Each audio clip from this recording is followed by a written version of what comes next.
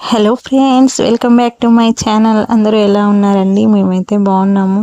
ఈరోజు మా హస్బెండ్ తాజా వంకాయలు పట్టుకొచ్చారు. పచ్చిమిర్చి వంకాయ కర్రీ చేయమన్నారు. కారం వేయకుండా, మరీ స్పైసీగా కాకుండా అలా ప్లెయిన్గా సింపుల్గా చేయమన్నారు. వంకాయలు నేను ముందుగా నీట్గా కడిగి పెట్టుకున్నాను 2-3 సార్లు.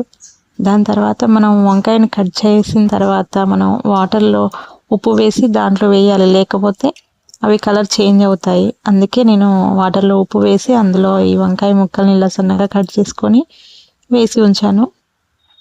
దీంట్లోకి ఉల్లిపాయ, పచ్చిమిర్చి, అంతే అండి. ఓన్లీ పచ్చిమిర్చినే, కారం వేయకుండా పచ్చిమిర్చితో చేయమని చెప్పారు.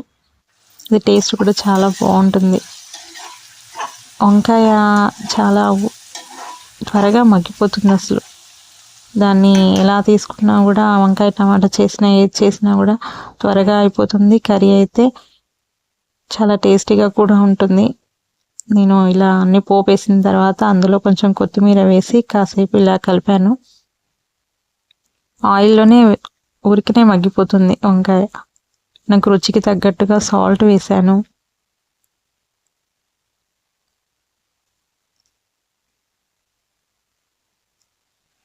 ఈ వంకాయ కర్రీ మనమైతే చపాతీలోకి కానీ, ఇంకా ఏదైనా సైడ్ డిష్గా పప్పులోకి కానీ ఎంత బాగుంటుందో.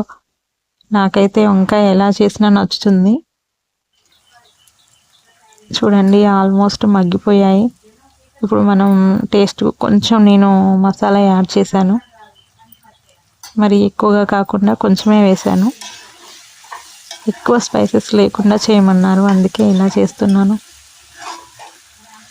చూడండి ఎంత బాగుందో అసలు. నేనైతే కర్రీ చేసేటప్పుడు మామూలుగా ఉత్తిగానే తినేస్తూ ఉంటాను. పీసెస్ అయితే నాకు చాలా చాలా ఇష్టం వంకాయ. అంతే అండి, ఎంత త్వరగా అయిపోయిందో అసలు. 10 minutesే పట్టింది అసలు. ఇది పూరిలోకి, చపాతీలోకి, అన్నంలోకి అన్నిట్లో బాగుంటుందండి. ఓకే అండి, మా వీడియో కనుక నచ్చినట్టయితే లైక్ చేయండి, కామెంట్ చేయండి, సబ్స్క్రైబ్ చేయడం అస్సలు మర్చిపోకండి.